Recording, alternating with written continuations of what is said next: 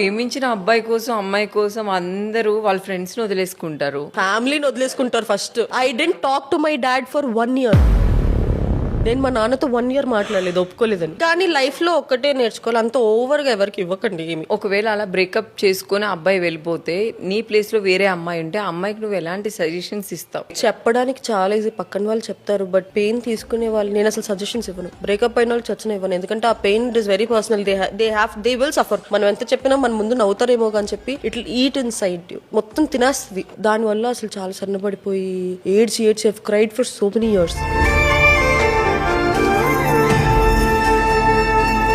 ఒక్కసారి మనం ఒక రిలేషన్ లో మోసపోయాము అంటే అన్నిసార్లు అది అవుతుందని కాదు. మీరు సెకండ్ ఛాన్స్ ఇస్తారా? నాకు భయం actually to get in to relationship. ఆ రిస్క్ నేను తీసుకోలేను. బికాజ్ నాకు మనీ ఈజ్ నాట్ ఇంపార్టెంట్. నాకు ఒక relationship is very important for me.